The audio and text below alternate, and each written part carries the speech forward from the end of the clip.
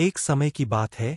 एक गांव में मोहन नाम का एक साधारण किसान रहता था, जो अपने खेतों में मेहनत करता और अपने परिवार का पालन पोषण करता था।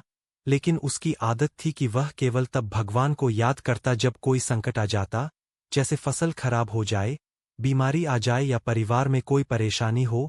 तब वह मंदिर जाकर हाथ जोड़कर प्रार्थना करता और जब सब कुछ ठीक हो जाता तो वह अपनी दुनिया में मग्न होकर भगवान को भूल जाता। एक दिन गांव में एक साधु आए और उन्होंने देखा कि मोहन दुखी चेहरा लिए बैठा है।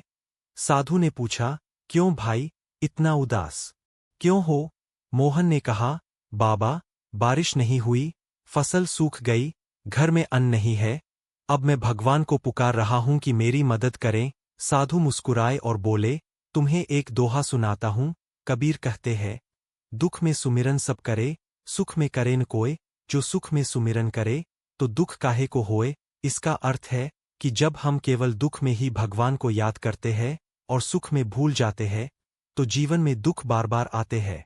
लेकिन अगर हम सुख के समय भी ईश्वर का स्मरण करते रहें, तो दुख हमें छू भी नहीं पाते। मोहन ने यह सुना तो उसे गहरी सीख मिली और उसने सोचा कि सचमुच मैं केवल दुख में ही भगवान को पुकारता हूं। जैसे कोई नाविक तूफान आने पर ही नाव को संभालने की कोशिश करता है, जबकि अगर वह हर समय सावधान रहे तो तूफान से डरने की जरूरत ही न हो।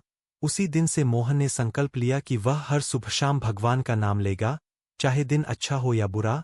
और धीरे धीरे उसके जीवन में बदलाव आने लगे, उसके मन में शांति आने लगी। परेशानियों में भी उसे साहस मिला और सुख दुख दोनों में उसका मन स्थिर हो गया। गांव के लोग भी आश्चर्य करने लगे कि पहले जो मोहन छोटी सी बात पर घबरा जाता था, अब वही मुस्कुराते हुए हर कठिनाई का सामना करता है। यह देखकर लोग भी उससे सीखने लगे और धीरे धीरे गांव में भक्ति का वातावरण बनने लगा। इस प्रकार कबीर का यह दोहा केवल शब्दों तक सीमित नहीं रहा, बल्कि मोहन के जीवन और पूरे गांव के व्यवहार में उतर गया। और यह शिक्षा सबको समझ में आई कि भगवान का स्मरण केवल संकट में नहीं बल्कि हर पल करना चाहिए, ताकि मनुष्य का जीवन दुखों से ऊपर उठ सके और वह हर परिस्थिति में संतुलित और प्रसन्न